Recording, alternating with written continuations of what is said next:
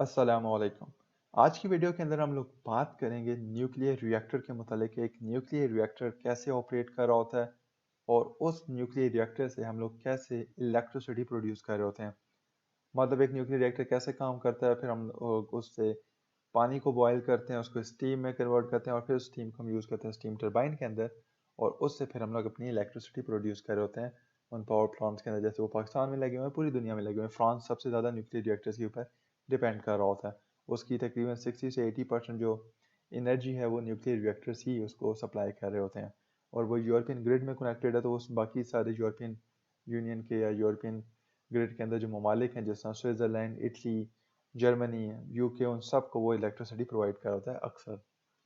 तो आज हम इसकी बात करेंगे कि न्यूक्लियर रिएक्टर क्या होता है। हमने इससे पिछली 3 वीडियोस के अंदर एक्सप्लेन किया था कि ये एक्चुअली इसकी कोर क्या है। तो इसको हम लोग एक बार फिर से देख लेते हैं। सबसे पहले बात करते हैं न्यूक्लियर फिशन रिएक्शन की। फिशन रिएक्शन एक ऐसा प्रोसेस है जिसके अंदर हम लोग एक अनस्टेबल रेडियोएक्टिव एलिमेंट, जैसा यूरेनियम 235 एक आइसोटोप है, इस इसके एटम को हम लोग यूज़ करते हैं और उसको एक न्यूट्रॉन हिट करते हैं। न्यूट्रॉन हिट करके इसकी एनर्जी लेवल को हम राइज करते हैं, जिसकी वजह से ये स्प्लिट हो जाता है दो डॉटर न्यूक्लियाइज के अंदर, और साथ में आपको ये 3 न्यूट्रॉन्स भी दे रहा होता है। और साथ में जो असल चीज़ आपको चाहिए वो एनर्जी प्रोवाइड कर रहा होता है। ये मैंने अपनी पिछली वीडियोस के अंदर कंप्लीट एक्सप्लेन कर लिया था, तो काइंडली आप वो देख लीजिएगा, मैं उसका लिंक डिस्क्रिप्शन में डाल दूंगा। तो अगर हम शॉर्टली इसको यहाँ देखें, एक न्यूट्रॉन हिट करते हैं, तो आप देखें इसका जो एनर्जी लेवल राइज हुआ और ये दो स्प्लिट हो गया दो डॉटर न्यूक्लियाइज के अंदर, और साथ में से 3 न्यूट्रॉन्स भी प्रोड्यूस किए थे। तो ये है एक फिशन रिएक्शन। चेन रिएक्शन के अंदर हम लोगों ने ये देखा था कि सेम फिशन रिएक्शन के लिए अगर आप एक न्यूट्रॉन हिट करें, तो एक न्यूट्रॉन जब आप हिट करेंगे तो ये एटम स्प्लिट हो जाएगा डॉटर न्यूक्लियस के अंदर। साथ में ये 3 न्यूट्रॉन्स भी प्रोड्यूस कर रहा होगा। वो 3 न्यूट्रॉन्स आगे जाके किसी और एटम के साथ टकराएंगे। जब किसी और एटम के साथ टकराएंगे तो उसके अंदर भी वो फिशन रिएक्शन क्रिएट कर देंगे। इस तरीके से ये सेल्फ सस्टेन हो जाएगा, मतलब खुद ही अपने आप को कंटिन्यू करता रहेगा। फॉर एग्जाम्पल हम लोग एक न्यूट्रॉन हिट करके देखते हैं। ये देखें, हमने एक न्यूट्रॉन हिट किया, सेल्फ सस्टेन रिएक्शन हो रहा है, और आपका आराम से ये सारा का सारा जो सारे आपका आइसोटॉप थे उन सब के अंदर फिशन रिएक्शन हो गया, और वो सारे स्प्लिट हो गए डॉटर न्यूक्लियस के अंदर, न्यूट्रॉन्स के अंदर, और साथ में एनर्जी के अंदर जो हमें असल में चाहिए थी। तो अब हम बात करते हैं नॉर्मली न्यूक्लियर रिएक्टर की, जिसके अंदर ये फिशन रिएक्शन भी हो रहा है, उसके अंदर ये चेन रिएक्शन भी हो रहा है। मतलब फिशन तो आपने करना ही है कि आपने स्प्लिट करना है अपने न्यूट्रॉन अपने आइसोटॉप्स को, रेडियोएक्टिव आइसोटॉप्स को स्मॉलर न्यूक्लियाइज के अंदर, स्टेबल न्यूक्लियाइज के अंदर, क्योंकि ये आइसोटॉप जो रेडियोएक्टिव है वो स्टेबल नहीं होते। और ये चेन रिएक्शन मतलब खुद अपने आप को कंटिन्यू कर रहा होता है। तो हम बात करते हैं इस एक न्यूक्लियर रिएक्टर की। ये उसका शॉर्ट सा एक सिस्टम है। ये उसका कोर हम इसको कह रहे थे, जिसके अंदर आपने ये न्यूक्लियर मटेरियल रखते हैं, जिसको हम लोग अब ये भी कह लें कि जो एनर्जी सोर्स है हमारा। और साथ में इसको हम लोग एक कंपार्टमेंट में बंद कर रहे होते हैं, जो अक्सर हम कंक्रीट का बना रहे होते हैं या स्ट्रॉन्गेस्ट सिस्टम का बना रहे होते हैं, क्योंकि हमें पता है कि ये रेडियो एक्टिव है, पहली चीज़। दूसरी चीज़, इसने हीट प्रोड्यूस करनी है, और वो भी बहुत ज़्यादा प्रोड्यूस करनी है। इसमें न्यूट्रॉन्स भी आ रहे हैं, तो ये हमारी जो एक्सटर्नल इन्वायरमेंट है, यानी जो हमारा बाहर का इन्वायरमेंट है, जहाँ पे लोग काम करें उनके लिए बहुत ज़्यादा नुकसानदेह है। क्योंकि इसकी just gamma rays within 2 seconds आप कह लें कि आपके अंदर कैंसर कॉज कर सकती हैं। तो ये बहुत ज़्यादा इंपॉर्टेंट है। और इस एनर्जी को कंटेन करना भी बहुत ज़्यादा इंपॉर्टेंट है, जो आप एनर्जी प्रोड्यूस कर रहे हैं। अगर वो एनर्जी ज़्यादा प्रोड्यूस हो गई तो आपका जो सिस्टम का यहाँ पे आप देखेंगे टेम्परेचर राइज हो जाएगा, जिसके हमें यहाँ पे एक थर्मोमीटर भी लगाया हुआ है, और ये कोर मेल्ट हो सकती है।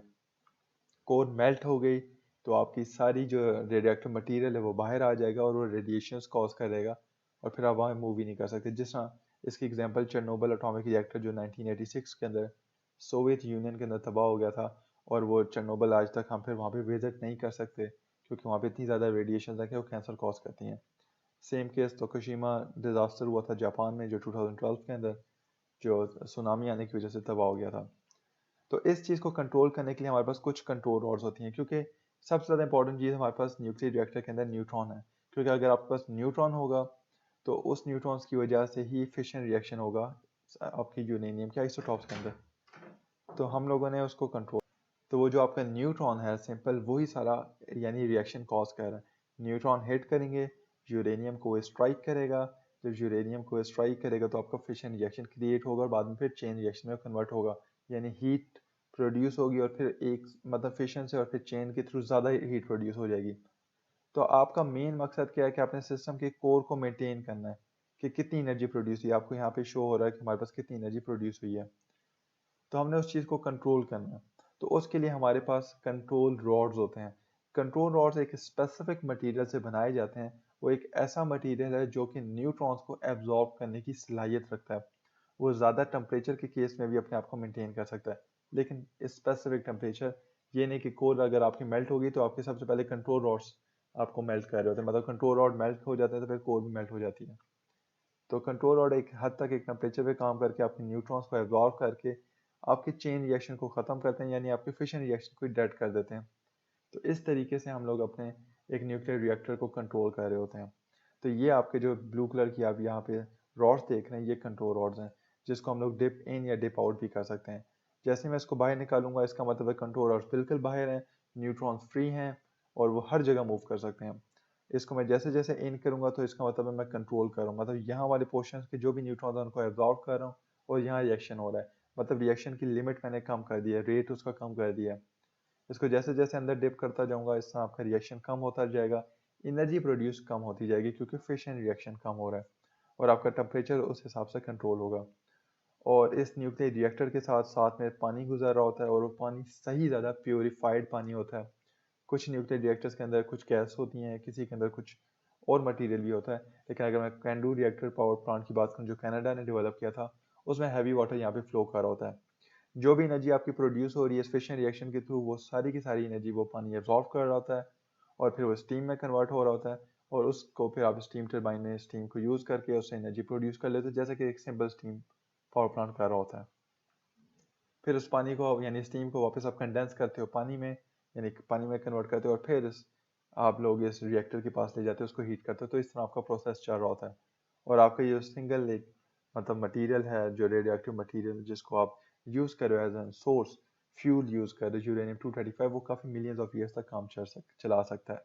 लेकिन आप उसकी कम कम क्वालिटी या क्वांटिटी यूज़ कर रहे होते हैं ताकि वो मतलब कुछ अर्से बाद हमें उसको रिप्लेस करना होता है।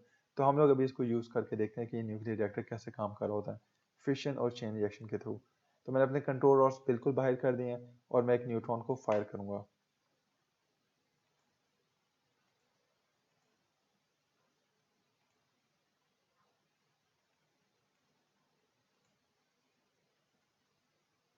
तो ये फायर हो, तो मैं न्यूट्रॉन को फायर करता हूँ। ये मैंने न्यूट्रॉन फायर किया, आप देख रहे हैं कि यहाँ पे ये रेडिएटर कर रहा है और आपकी ये टेम्परेचर सिस्टम का राइज होता जा रहा है बहुत ज़्यादा। और आप देख रहे हैं कि टेम्परेचर राइज हो रहा है, इसका मतलब एनर्जी भी बहुत ज़्यादा प्रोड्यूस कर रहे हैं। तो इसको कंट्रोल करने के लिए मैं अपने न्यूक्लियर मतलब जो कंट्रोल रॉड्स हैं उनको डिप करूँगा।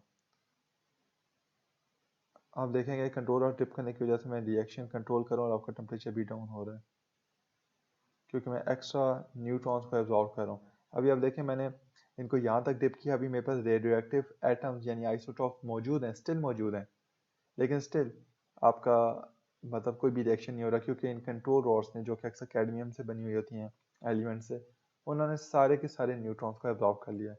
अब मैं इसको वापस लेके जाता हूँ और फॉर एग्जांपल हिट करता हूँ, फायर न्यूट्रॉन करता हूँ, तो यहाँ पे वो फायर नहीं कर पा रहा इतना क्योंकि आप देख रहे हैं अभी ये देखें ये न्यूट्रॉन जा रहा था, इसने एब्जॉर्ब कर लिया, फिर मैं फिर से फायर करता हूँ तो ये देखें ये जा रहा है, लेकिन ये रिएक्शन नहीं कैरी कर पा रहा है। इसकी रीज़न ये है क्योंकि आप इसके पास मटीरियल नहीं मौजूद, आप तकरीबन अपना सारा रेडियो एक्टिव मटीरियल यूज़ कर चुके हैं। तो हम जो पावर प्लांट्स में यूज़ कर रहे होते हैं वो इतना यूज़ कर रहे होते हैं कि वो काफ़ी सालों तक चल सके। तो इसको मैं रीसेट करता हूँ और मैं इसको फायर करता हूँ। मैं कुछ और फायर कर लेता हूँ। अभी आप देखें किस तरह मेरे सिस्टम का टेम्परेचर बहुत ज़्यादा इंक्रीज़ हो रहा है, आपको ये पावर से भी पता चल रहा है। तो इससे मेरा अनस्टेबल हो चुका है, कंप्लीट सिस्टम मेरा अनस्टेबल है क्योंकि इसने इतनी ज़्यादा टेम्परेचर प्रोड्यूस कर लिया कि इसको मेल्ट कर सकता है। लेकिन फ़िलहाल क्योंकि ये एनिमेशन है तो यहाँ कुछ हो नहीं रहा। मैं इसको रीसेट करके फिर से फायर करता हूँ, इसको कंट्रोल चलाता हूँ, मैं हाफ डिप कर देता हूँ अपने कंट्रोल और सब। अब देख रहे हैं कि टेम्परेचर मेरा इतना ज़्यादा एक्सीड नहीं हो पा रहा और हर चीज़ मेरी कंट्रोल में और रिएक्शंस भी हो रहे हैं स्टिल। तो इस तरीके से ये कंट्रोल रॉड्स हम यूज़ करते हैं एक न्यूक्लियर रिएक्टर के अंदर, और हीट जो हम प्रोड्यूस कर रहे होते हैं उससे हम पानी बॉयल कर रहे होते हैं और उससे हम लोग अपनी एनर्जी प्रोड्यूस मतलब पावर प्लांट से इलेक्ट्रिसिटी प्रोड्यूस कर रहे होते हैं, फिर हम उसको अपने घरों में कमर्शियल लाइफ में या इंडस्ट्रीज़ के अंदर यूज़ कर रहे होते हैं। तो इस तरीके से एक न्यूक्लियर पावर प्लांट एक्चुअली काम कर रहा होता है। तो मैं उम्मीद करता हूँ आपको ये वीडियो समझ आ गई होगी और आपको न्यूक्लियर प्लांट का कॉन्सेप्ट इंशाल्लाह उम्मीद है कि क्लियर हो चुका होगा कि फिशन क्या है, चेन रिएक्शन कैसे काम करता है और न्यूक्लियर रिएक्टर फिर फाइनली कैसे काम कर रहा होता है। और उसमें क्या हमारा सोर्स है, यानी फ्यूल एज एन यूरेनियम 235 हो रहा है, न्यूट्रॉन ही ऐसा काम कर रहा है जो इसको स्ट्राइक करके स्प्लिट कर रहा है डॉटर न्यूक्लियाइज के अंदर और एनर्जी साथ में प्रोड्यूस कर रहा है और साथ में 3 न्यूट्रॉन्स भी प्रोड्यूस कर रहा होता है। और इसके हम लोग कैसे हीट प्रोड्यूस हो रही है उसको हम फिर नेक्स्ट पानी में कैसे कन्वर्ट करें, जिसकी वीडियो मैं पहले से बना चुका हूँ कि स्टीम टरबाइन कैसे काम कर रही होती है। तो अगर आपको कोई भी सवाल है प्लीज़ काइंडली मुझे कमेंट करके आप बता दें, मैं इंशाल्लाह आपको डील कर लूँगा उस चीज़ पे। और प्लीज़ वीडियो को लाइक करें, शेयर करें एंड सब्सक्राइब करें। अल्लाह हाफिज़।